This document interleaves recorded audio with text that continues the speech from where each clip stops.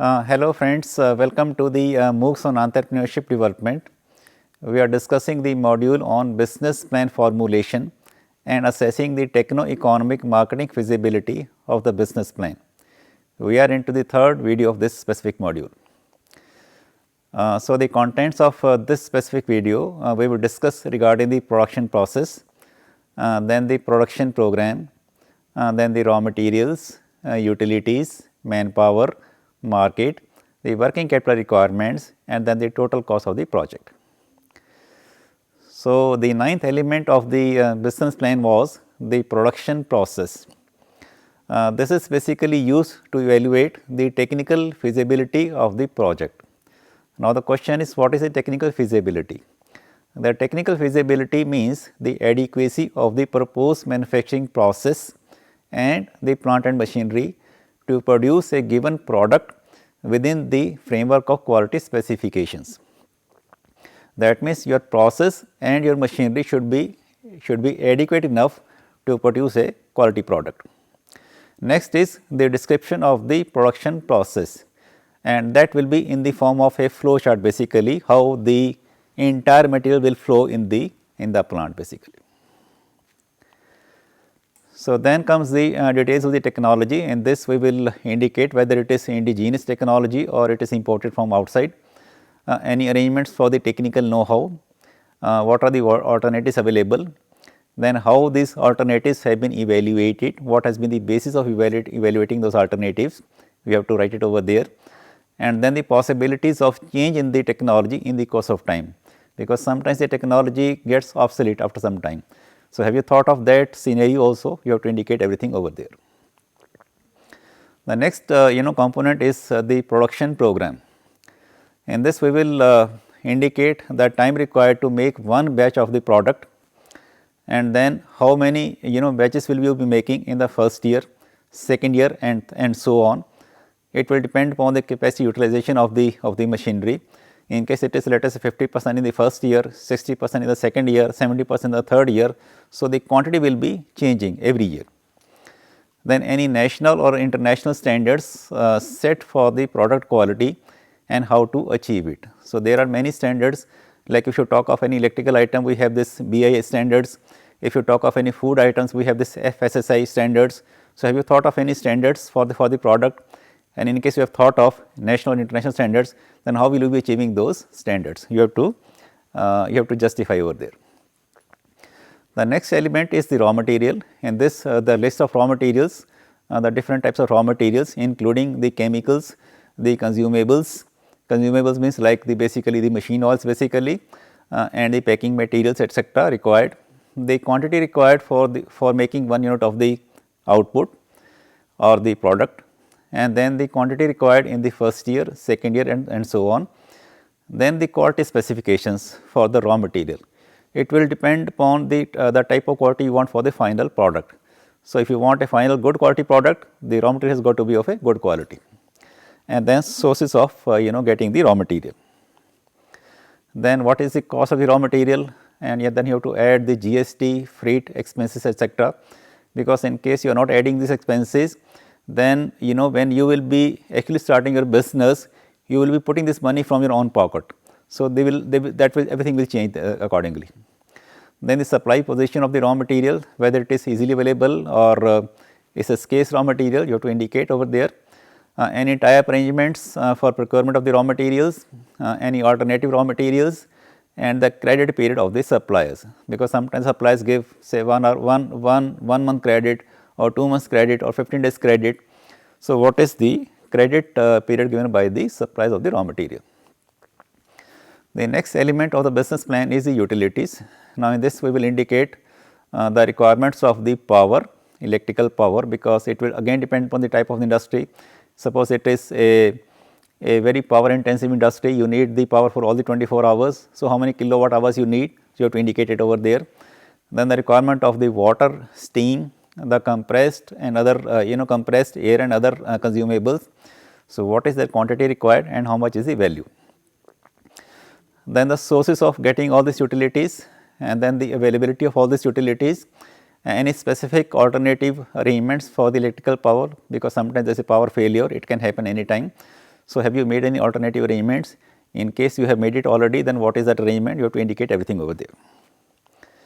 The next element of the business plan is the manpower.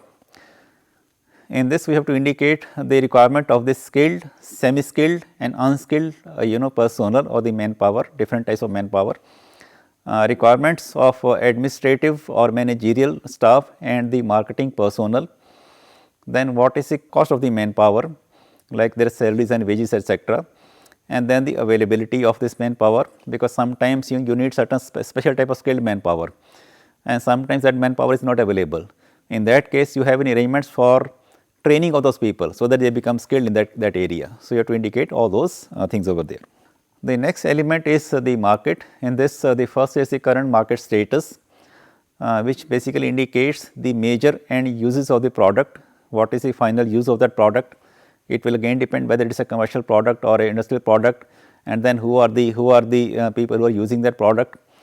Any substitute products available, then who are the major buyers. The major buyers, if it is a commercial product, then maybe it is the children or the women or the men or elderly people or maybe all of them, it will depend. Then what is the major criteria that a buyer looks for while purchasing the product, because sometimes they look for the aesthetics, sometimes they look for the efficiency, sometimes they look for the actual working of that specific product. So, you have to see what basically they need, that is very important. Then are there similar products available in the market? In case they are, then what are their strengths? Then the status regarding the competitors at the regional or the national level. So, who are the competitors and how strong they are at the regional level, maybe in the northern region, southern region, eastern region, western region or central region, or at the national level. Then the major strengths and the weaknesses of the competitors, because we must keep an eye on their strengths and the weaknesses, only then we can promote our product accordingly. Then how your product is different. So, what is your USP, what is your unique selling proposition, how will you be able to compete with your competitors. Then the trade practices being adopted by the competitors and what will be your trade practices basically. The next is the proposed approach towards the marketing. So, how will you be marketing the product, which includes the selling also of course. In this, the geographical reach, which areas you want to tap basically. Then what will be the distribution channels? There are many distribution channels, like from the manufacturer it goes to, let us say, the wholesaler, retailer and then the consumer. Sometimes it goes directly from the manufacturer to the consumer. So, what will be the channels basically? Then the trade practices which you will be following and strategy for entering into the market, because there will be a lot of competition, and what strategy you have for entering into the market. The next element is the working capital requirements.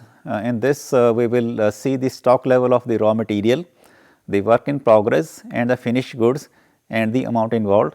We have already discussed the operating cycle or the working capital cycle or the production cycle, for which you need all this money basically, that is all working capital. Then you have to calculate the total working capital requirements and the sources to meet the same. So, how much working capital do you need and from where the money will be coming, whether it will be coming from the banks or any other source, you have to indicate it over there. The extent of the credit facility available from the supplier of the raw materials, and then arrangements for financing of the working capital. And then we come to the total cost of the project. In this, there are different elements. The first is the land and the site development. So, the cost of the land, where you will be setting up your factory or your plant basically. The land related legal charges, there are certain registration charges or stamp paper charges, etc. Then the leveling and the filling charges. In case that land is not, let us say, properly leveled, it is undulating or there are some pits over there, you have to fill it up and then to make it level. Then approach or the internal road charges. Sometimes your factory is deep inside which is very far away from the main highway. You have to set up an internal road to go to that specific area. Then the fencing or the compound wall charges, and then the cost of the gates.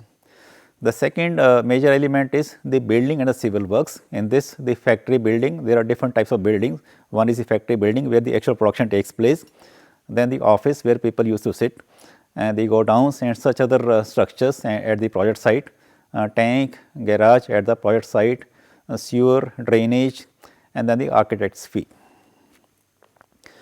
The third major element is third major cost is the plant and the machinery, and this the price of the machinery, and then add the GST, the tax necessary taxes, the freight, packing, transit insurance, then the space which will be purchased along with the machinery, and then the foundation and installation costs, because sometimes the machinery is, let us say, very heavy, it needs a proper foundation.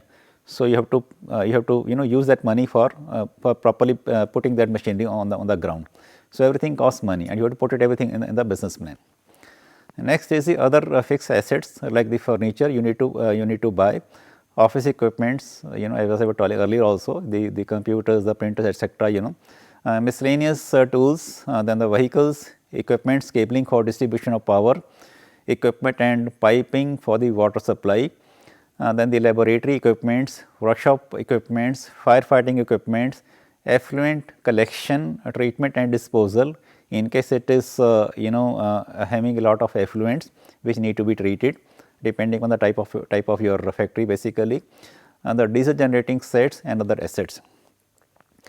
Then next is the technical know-how fee, which includes the training cost also.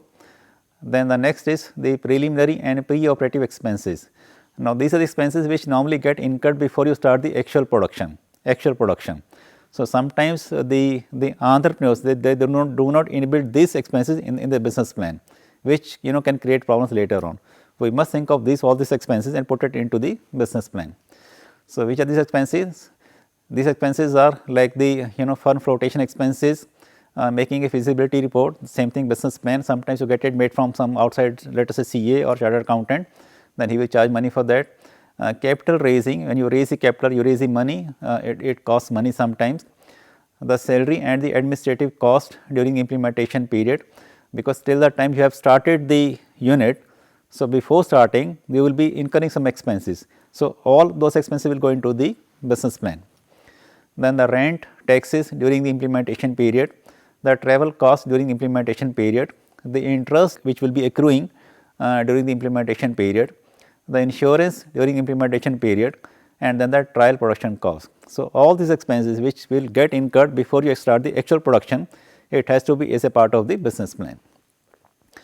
And then is your working capital margin, which can again vary from industry to industry, but it can say 2 to 3 months, it can vary depending on the type of your process basically.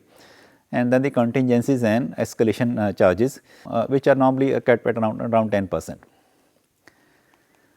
So that is all the total cost of the project. So with this we are concluding the different components of the business plan basically. Okay, thank you.